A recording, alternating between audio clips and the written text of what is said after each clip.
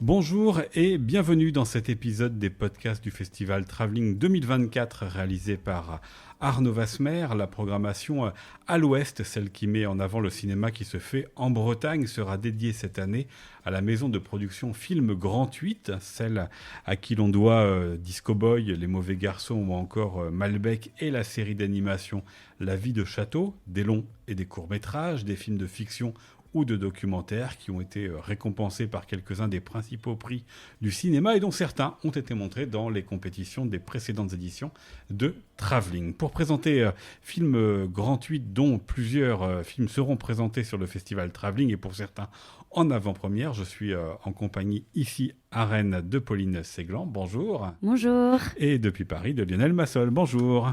Bonjour. Puisque c'est la particularité, vous êtes à cheval sur les deux régions, les deux villes. Tout à fait. L'aventure Film Grand 8 ne vient ni de Paris ni de la Bretagne, parce que Pauline, vous avez été notamment élève ici au lycée Bréquigny, mais vient de Toulouse dans vos études où vous vous êtes rencontrés.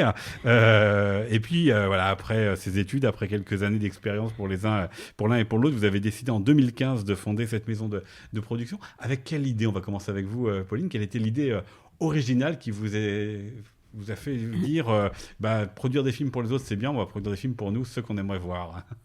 En fait, ce qui se passe, c'est que moi, je produisais déjà des courts-métrages, effectivement, dans d'autres boîtes qui n'étaient pas notre boîte. Et finalement, c'est Lionel qui a eu vraiment l'idée de fonder un petit nid qui nous ressemblerait vraiment. Et moi, j'étais moins... J'avais un petit peu plus peur. Et puis, on a été aussi vachement encouragés par nos réalisateurs. Donc, les réalisateurs avec qui je travaillais, puis ceux qui avaient envie de travailler avec nous. Et qui, eux aussi, étaient parfois peut-être un peu échaudés d'expériences précédentes. Et qui avaient envie vraiment qu'on puisse construire quelque chose, co-construire quelque chose de vraiment à notre image. Et donc un endroit sain, aventureux, bienveillant.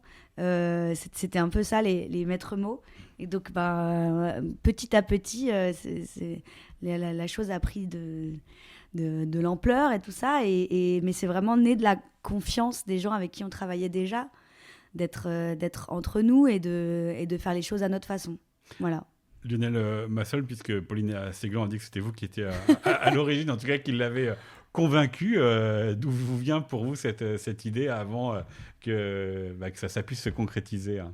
Ouais, c'est exactement ce que Pauline raconte, c'est-à-dire qu'à travers nos différentes expériences, on avait l'impression qu'on avait une petite histoire à raconter ensemble, en fait, et de pouvoir se trouver une identité et vraiment construire le chemin qui serait le nôtre et qu'on pouvait agglomérer autour de nous des auteurs qui nous ont dit allez-y, montez votre boîte tous les deux. En fait, on s'est rendu compte en travaillant en effet beaucoup pour les autres qu'on était assez complémentaires à plein d'endroits, Pauline et moi, mais qu'on avait quand même la même vision de ce que c'était le cinéma, de ce que se devait être le cinéma, de pourquoi on faisait des films.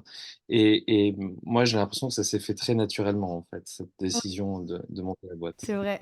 Outre les craintes, mais qui sont des craintes tout à fait normales, hein, de se lancer, mais puisque l'un et l'autre, vous avez dit qu'avec Film Grand 8, ce que vous vouliez, c'était faire du cinéma à votre image. Qu'est-ce qu'il doit y avoir dans un projet ou chez un réalisateur ou une réalisatrice qui vous donne envie de lui donner naissance? Oui, alors je dirais pas que c'est à notre image parce que nous, on estime que notre travail, c'est d'accompagner des auteurs et pas de répondre à des envies qu'on aurait, nous, personnellement. Enfin, en tout cas, moi, je pense ça très fort. Je pense qu'en fait, on accompagne des réalisateurs qui ont des cinématographies très différentes. Et nous, notre travail, c'est de les pousser vraiment au plus loin. Mais au plus loin de ce qu'ils sont eux, pas qu'il n'y ait pas de compromis du tout. Donc, donc sans arrêt leur rappeler ce qui était le projet à leur image, à leur image à eux, la fin, il exactement. colle à l'idée originelle. Exactement. Et après, quand je dis à notre image, c'est plutôt... quand on a dit ça, c'était plutôt dans l'idée de fabriquer un cadre qui soit vraiment plutôt une organisation horizontale et pas verticale, très à l'écoute, beaucoup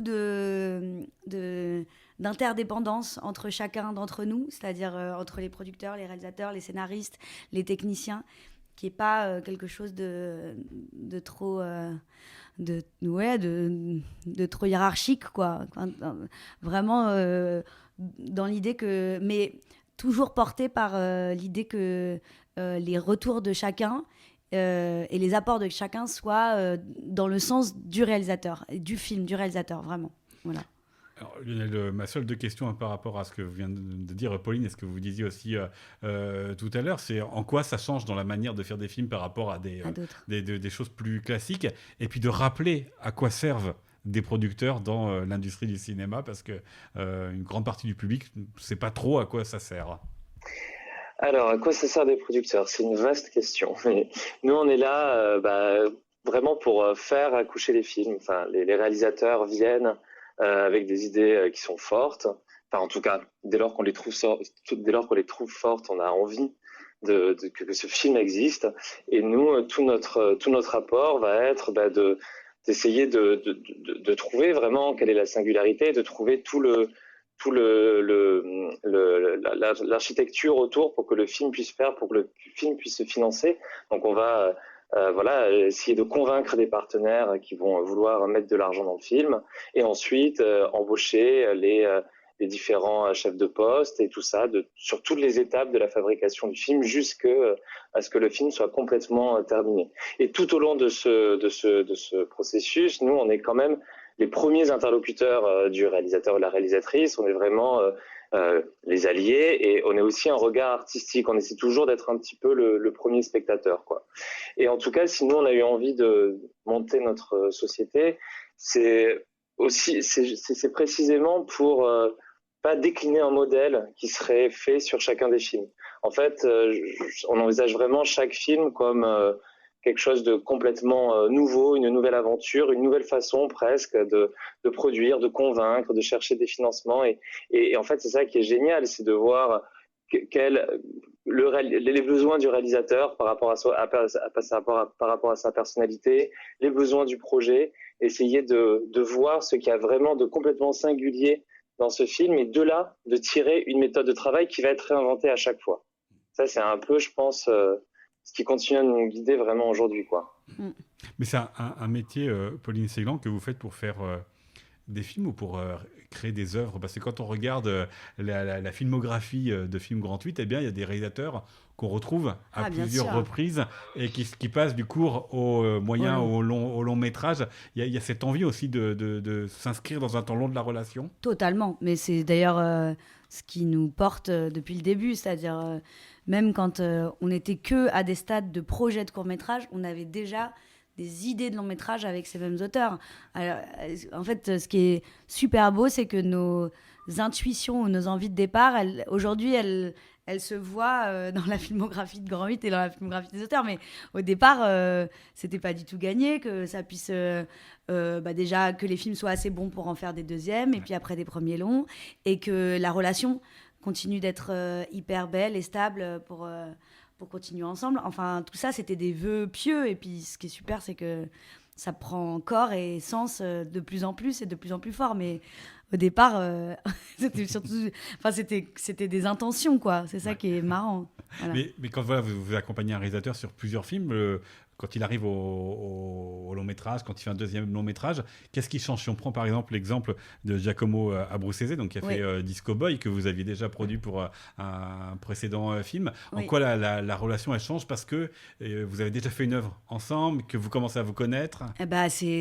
Ça s'entérine, c'est-à-dire que je pense que plus on se connaît, mieux on travaille ensemble. Enfin, on a avec Giacomo en plus, on a tellement vécu des choses extrêmement dure, extrêmement forte.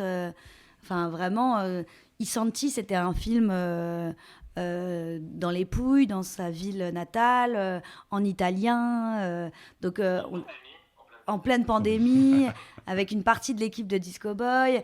Donc, lui, il a appris à connaître les gens dans le travail, donc c'était super. Et puis, nous, on a appris à se connaître aussi dans le travail avec lui. Et donc, déjà, entre Isanti et Disco Boy, bah, il y a ce socle commun de comment discuter ensemble, comment savoir comment il va réagir, qu'est-ce qui va marcher, comment on va être fort ensemble, quoi. Et maintenant qu'on a vécu Disco Boy, qui était un film extrêmement dur, enfin vraiment, pour un premier film, pour lui... et pour nous, c'était Apocalypse Now. Enfin, c'était vraiment énormissime. Hein. Nous, c'était 3,5 millions de budget, c'était 4 pays, c'était hyper dangereux, c'était hyper sportif, c'était hyper risqué. Enfin, vraiment, à tous les stades, quoi.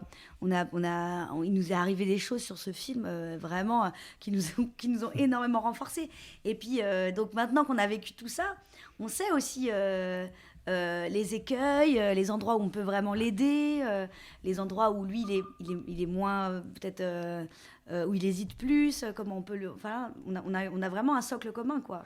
Et à la fois, est-ce qu'on développe quand même, parce que c'est vraiment ça, c'est que nous, à chaque fois qu'on a signé un projet, c'était pas seulement pour la qualité intrinsèque du projet, c'était vraiment avant tout pour la personnalité qui porte ce projet. Et vraiment, c'est ce que disait Pauline tout à l'heure, quand elle disait que dès le cours, on a des idées de long métrage, c'est que, en fait, on a l'impression que chacun des réalisateurs avec lesquels on travaille, c'est qu'ils portent une vision hyper forte, hyper singulière du monde et une façon de mettre en œuvre avec les outils du cinéma qui nous semble aussi à chaque fois voilà, hyper pertinente et un peu nouvelle, quoi. Et donc c'est vraiment ça notre passion, c'est d'aider ces filmographies à se créer au fur et à mesure des films.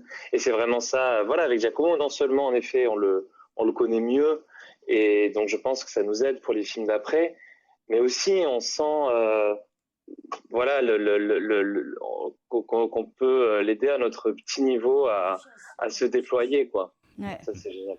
Ouais, une grande confiance. Et puis aussi, enfin là, les projets, c'est jamais des choses stables, c'est des choses très mouvantes, les projets. Et donc, on est aussi là pour se dire, tiens, est-ce que c'est vraiment le prochain bon projet? Est-ce que tu ferais pas mieux plutôt d'aller par là, d'aller dans tel genre, je sais pas, par exemple, Mathilde Élu, sa force, c'est la comédie. On capitalise avec ce qui a vraiment été sa force précédemment, et puis on construit comme ça un récit ensemble. Et nous, on lit dès le synopsis souvent. Hein. Donc vraiment. Dès qu'il y a le début de l'histoire, mais il n'y a pas d'image, il n'y a pas encore un scénario construit. Ah ouais, il y a vraiment une page des fois de projet, des fois 5 lignes, des fois rien, des fois une idée. Ouais. Et on avance et on discute, et comme ça on est vraiment aussi des bonnes fées bienveillantes pour que le projet d'après soit le plus intéressant possible, quoi. Et que ça fasse mouche, et que ça trouve sa pertinence au regard de tout ce qui existe. Il faut quand même parler d'un moment où il y a quand même 350 films français par an. Il faut se distinguer aujourd'hui. Il faut vraiment se distinguer. Donc nous, notre but, c'est d'être radical à tous les endroits, quoi. Est-ce qu'une manière de se distinguer, parce que ce qui est étonnant dans la filmographie de Grand 8, c'est qu'il y a beaucoup de genres différents. J'ai dit, il y a du documentaire, de la fiction, il y a de l'animation, il y a du court, du moyen et du long métrage. Et puis il y a Malbec d'Ismaël Geoffroy Chandoutis. Donc l'histoire, c'est sur la mémoire des attentats de Bruxelles en 2016, avec un personnage qui n'en a plus les souvenirs. Oui. Mais alors ça emprunte c'est un moyen métrage, ça emprunte au documentaire, à la fiction, au film d'animation. C'est une des manières de vous démarquer, de ne pas choisir toujours un genre défini, d'emprunter à plusieurs. Alors c'est la démarche de Ismaël, en tout cas, de pas du tout se cloisonner. Et d'ailleurs, Ismaël, il est en train de développer son long métrage en ce moment, et il sera vraiment dans la lignée de Malbec, c'est-à-dire effectivement un film à la croisée de ce qu'il y a de fort dans le documentaire, de ce qu'il y a de fort dans la fiction, et du genre de l'animation aussi, pour fabriquer des images qui n'appartiennent qu'à lui. Ça appartient vraiment au cinéma d'Ismaël. Adriano Valerio, qui est une autre personne dont on peut se parler, puisqu'on va voir à Travelling un court-métrage d'Adriano qui est Calcutta, 8h40, et son documentaire long-métrage qui s'appelle Casablanca. Lui aussi. Précédé de The Nightwalk. Ah bah super. J'avais oublié qu'il y avait aussi The Nightwalk. C'est ça quand on enregistre en amont les podcasts. Et c'est vrai que ces trois films, ils sont aussi un peu à la lisière des genres. Mais c'est pas le cas de tous les films. Hein. Enfin, il y a vraiment, je pense, tous les films sont très documentés. Parce que j'ai l'impression qu'il y a quand même toujours une continuité un peu politique de l'état du monde dans les films qu'on défend. Néanmoins, il y a des films qui sont vraiment des films entièrement de fiction, portés par des comédiens de fiction. Mais effectivement, il y a quand même il y a quelques réalisateurs qui sont dans cette croisée de genre. Mais Lionel Massol, je prolonge ce que disait Pauline Séglan sur elle amorçait la question du lien de l'actualité, parce que c'est vrai que c'est quand même une partie de la filmographie que vous produisez à Film Grand 8. Alors Disco Boy, pour les gens qui savent pas vraiment de quoi ça parle de la présence française au Niger, avec des envies qui sont très très variables, qui se rêve en Disco Boy. Mais alors les réalisateurs qui ont choisi d'affronter l'actualité, ils sont nombreux chez vous. Mareke Engelhardt et les femmes de Daesh dans Rabia, les bourreaux syriens dans Les fantômes de Jonathan Millet, une survivante donc de l'attentat de Bruxelles, son problème de mémoire avec Malbec. On peut rajouter aussi le Deepfake, qui sera son prochain film à Ismaël Geoffroy Chambouille, le confinement à Shanghai dans The Night Watch d'Adriano Valerio. Pourquoi cette envie, pourquoi cette ligne chez vous très forte de films qui non seulement affrontent l'actualité, mais affrontent une actualité récente qui n'est pas toujours terminée? Oui. Ouais, mais c'est nos auteurs qui prennent le pouls du monde. Hein. Là, on les accompagne vraiment là-dedans. Mais à chaque fois, en fait, au-delà de ces sujets, ils racontent quelque chose. Ils racontent des personnages. Ils racontent des questions morales, souvent d'ailleurs, très fortes. Et ils se servent de cette actualité pour tisser quelque chose qui est plus intemporel encore, quoi, et plus profond. Nous, en fait, c'est vrai que Pauline et moi, on est très concernés par ces questions sociétales, par des questions sociales, par comment rendre l'état du monde, en fait, comment parler du monde mouvant. Et je pense que c'est pour ça qu'on est à l'écoute de ces récits que nous proposent nos réalisateurs. Et c'est jamais des films collés à l'actualité qui seraient un compte-rendu documentaire de ce qui est en train de se passer. Vraiment, à chaque fois, je pense qu'il y a une forte part de fiction, en tout cas de cinéma, quand bien même ils s'emparent du documentaire, les réalisateurs avec qui on travaille, pour raconter quelque chose de bien plus profond. Oui, puis même au niveau de la forme, quand on parle de Malbec ou The Night Watch, on a des images qui viennent percuter notre mémoire, qui sont des mémoires plus anciennes de Tour de France, même de Buster Keaton. Donc il y a aussi la forme qui vient peut-être mettre un pas de côté par rapport au sujet, Pauline Séglan. Ouais, tout à fait. C'est des artistes avant tout, c'est-à-dire que à la fois, je pense qu'on est raccord avec eux sur la responsabilité qu'a le cinéma dans le fait d'être alerte, d'être ouvert et d'être proactif dans l'état du monde, effectivement. Et en même temps, on est... Enfin, eux surtout, mais nous, à notre modeste échelle, on est des artistes. C'est-à-dire qu'on absorbe et puis on transforme. C'est quand même ça, la démarche. Voilà. Mais je pense qu'on a notre responsabilité de qu'est-ce qu'on donne à regarder, qu'est-ce qu'on donne à voir. Nous, on la prend très à cœur, en tout cas. C'est-à-dire la question vraiment presque morale de qu'est-ce que c'est de faire des films. Comment on l'apporte au spectateur? Et donc la question du genre, le pas de côté qu'on va faire pour s'emparer de cette question, c'est fondamental. Voilà, ça peut être le thriller pour le film de Marek sur les femmes de Daesh dont vous parliez tout à l'heure, le film d'espionnage pour le film de Jonathan Millet sur les bourreaux syriens dont vous parliez tout à l'heure. Voilà, toujours le petit pas de côté qui va faire que on va laisser aussi la place au spectateur pour être aspiré dans cette histoire et lui raccorder en effet aux éléments de l'actualité, mais voilà, aller plus profond encore dans ces questions. Mais la forme, est-ce qu'elle devient encore plus importante parce que vous parlez de la question de la responsabilité par rapport aux spectateurs. Les sujets dont c'est parlé, c'est quand même des sujets tragiques dans lesquels la violence, elle est extrêmement présente et la douleur, elle est ressentie par les spectateurs. On peut y ajouter aussi la question des fermetures d'usines qui provoquent d'autres violences, mais ce sont des violences aussi avec les petites mains de Rémi Allier. Il y a ça aussi que vous avez aussi en charge. C'est qu'est-ce qu'on donne à ressentir aux spectateurs et qu'est-ce qu'on fait de cette violence qui est dans l'actualité? Complètement. Que peut en dire le cinéma?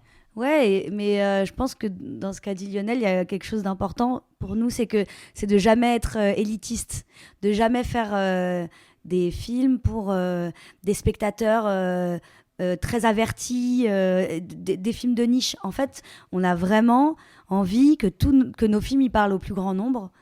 Et je pense que par exemple, Disco Boy, c'est un film qui est très intérieur, très immersif. Et en fait, pour qui est un peu ouvert, il laisse personne de côté. En fait, c'est vraiment une aventure. Chacun peut se raconter des choses. C'est un film très assez métaphysique, mais vraiment, chacun peut s'approprier ce film. C'est pas un film qui met des gens de côté parce qu'il nous manquerait tel ou tel élément de l'actualité ou quoi. C'est vraiment... et pour tous nos films, on a quand même vraiment cette envie de faire le pas vers le spectateur.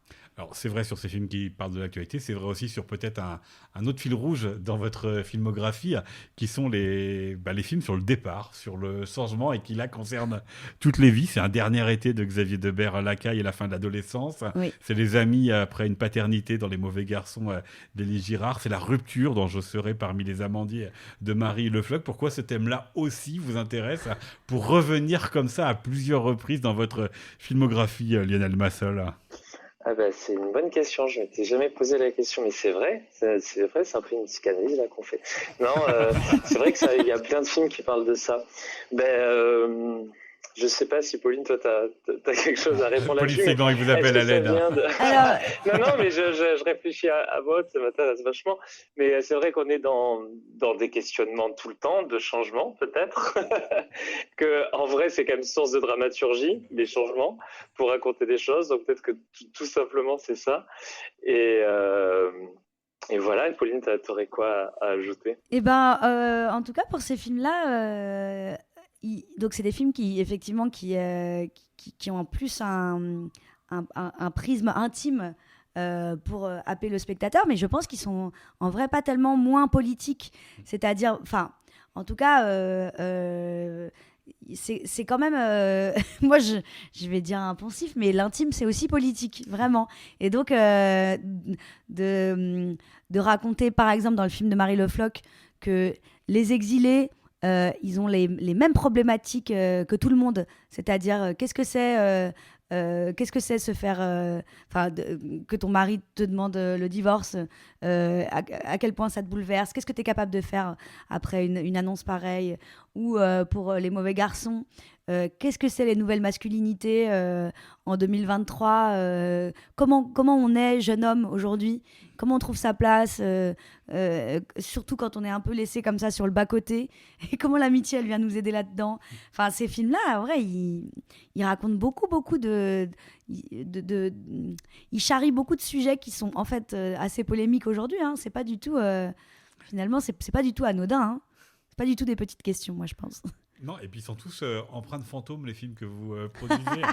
Les fantômes de ce que l'on a été, des amours, des amitiés qui sont passées, les fantômes des souffrances et des traumatismes qui cessent de hanter le présent, les fantômes dans le cinéma de la colombienne Camilla Beltran sur ce qui a été perdu des traditions, ce qu'elle raconte dans un court-métrage Pacifico Oscuro. Et puis les fantômes, c'est aussi le titre d'un des films que vous produisez de Jonathan Millet sur les Syriens qui poursuivent les criminels de guerre. Et c'est ça aussi, c'est des films de fantômes que vous faites?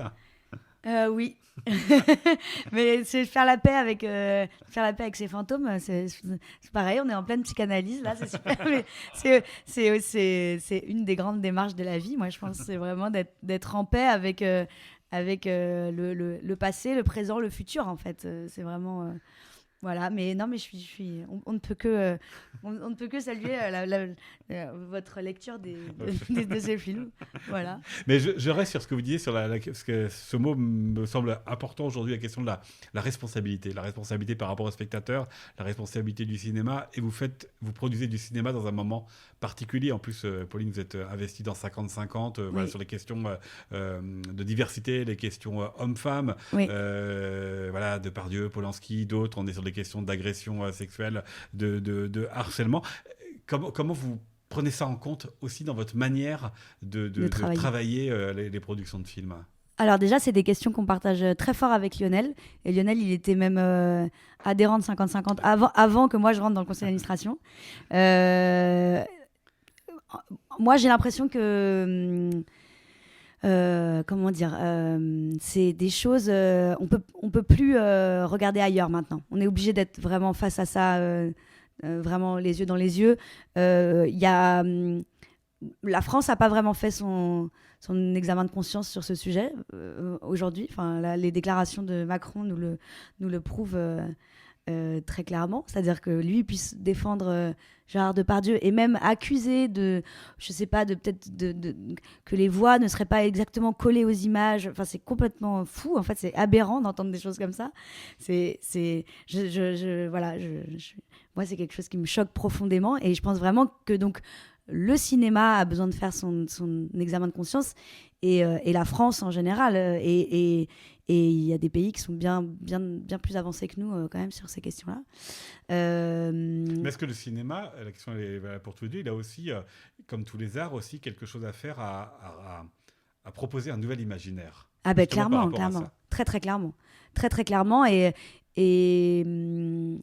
j'ai l'impression que ça infuse aussi ce qu'on propose vraiment. Oui, en ce qui concerne le nouvel imaginaire, c'est vraiment au cœur de nos réflexions, notamment à travers à peu près tous nos films en fait, mais là précisément dans la carte blanche qui nous est proposée, seront invités Clémence Madame Perdria et Nathaniel Ashlimi, qui ont réalisé un unitaire d'animation qui s'appelle La vie de château pour les 6-10 ans et plus largement un public famille, et donc voilà un film qu'on a produit il y a quelques années, et on est en train de produire en ce moment la suite en série. Donc il y aura des images exclusives de cette série d'animation qui seront montrées aux spectateurs aînés. Et là, voilà, typiquement pour La vie de château, c'est une grande responsabilité en fait que de proposer de l'animation pour les enfants sur le service public. Donc ça, c'est montré vraiment à des millions de spectateurs. En plus, ça a été adapté en livre à l'école des loisirs, ça a été vendu dans plein de territoires. Et en fait, on s'est vraiment heurté à ce que c'était l'éducation à l'image, à ce que c'était encore une fois, la responsabilité que de parler aux enfants, aux jeunes spectateurs. Et clairement, vraiment, quand on a pensé tous les personnages de la série, à commencer par Violette, notre héroïne, Clémence et Nathaniel, pour eux, c'était hyper important d'échapper un peu à toutes les codes. C'est une petite fille qui va dans un château, et donc c'est un peu une histoire de princesse, mais à l'envers. Et ils ne voulaient pas du tout qu'elle ait tous les attributs de la petite héroïne très genrée qu'on peut imaginer. Et donc, cette façon de déconstruire, d'essayer de proposer des nouveaux modèles pour nos publics, ça c'est évidemment aussi c'est ce qu'on disait au tout début en fait. Si on a voulu créer une boîte, c'est pour faire les choses peut-être un peu différemment, en tout cas pour proposer des nouveaux discours, pour proposer des nouveaux auteurs, pour proposer aussi des nouveaux modèles et des nouvelles représentations. C'est sous à l'Ouest qu'à chaque année, le Festival Travelling donne une carte blanche à une maison de production. Donc, j'ai dit, vous êtes à la fois sur Paris et en Bretagne aussi. Qu'est-ce que cette programmation à l'Ouest va refléter de la Bretagne dans le long métrage, donc Disco Boy, les courts métrages et puis les avant-premières que vous allez présenter à Travelling? Alors, donc moi, je suis... une petite Bretonne de toujours. Et moi, donc, j'ai appris le cinéma en grande partie avec le Festival de Travelling. C'est-à-dire vraiment, j'ai vécu des moments intenses de cinéphile au Festival Travelling. Et vraiment, ça m'a énormément construite. Donc là, de revenir ici avec une carte blanche, non mais c'est vrai, hein, c'est hyper émouvant pour nous parce que vraiment, moi, je dois beaucoup à ce festival des choix de vie que j'ai fait pour la suite. Donc c'est hyper important pour nous. Et c'est aussi dans cette dynamique-là qu'on a, on a déménagé à un moment, c'est-à-dire on s'est un peu déporté en Bretagne, dans l'idée aussi de faire les choses autrement. C'est-à-dire, aujourd'hui, on a 2 endroits de travail. Et en Bretagne, notre endroit de travail, c'est un endroit où les auteurs, ils viennent écrire tous ensemble. Ils viennent quand bon leur semble. Ils viennent parfois à 2, à 3, à 4, à 5. Et ils partagent beaucoup les uns avec les autres. Et nous, on est là aussi, des fois Lionel, des fois moi, des fois tous les deux, pour les accompagner dans des moments clés comme ça de développement. On fait un peu ça aussi pour la post-production. Et donc, ça participe au fait de faire les choses autrement, pour nous, d'être là en Bretagne en partie. Ça qui bon, le cadre est sympathique. Hyper sympa. Mais c'est un peu la démarche d'un autre endroit qui s'appelle le Groupe Ouest, par exemple, qui fait des résidences d'écriture en Bretagne et qui dit que vraiment, qu'est-ce que c'est écrire? Écrire, c'est pas que être dans sa chambre, devant un bureau avec son ordinateur. C'est beaucoup parler, échanger, marcher, parler aux bonnes personnes, rebondir. C'est un peu comme une psychanalyse, faire un film. Et donc, ça participe de tout ça, en fait, très fort. Voilà. Et donc votre programmation sera à voir sous le titre à l'Ouest lors du prochain festival Travelling, pour donc découvrir les films Grand 8 que vous avez fondés, Pauline Séglan et Lionel Massol. Merci beaucoup à tous les deux. Merci. Merci à vous. Pour les renseignements pratiques, je vous renvoie au site internet clairobscur.info, Clairobscur qui est l'association qui organise le festival Travelling, et c'était un podcast réalisé par Arnaud Vasmer avec une musique originale de Mac Larnac pour Clairobscur. À bientôt.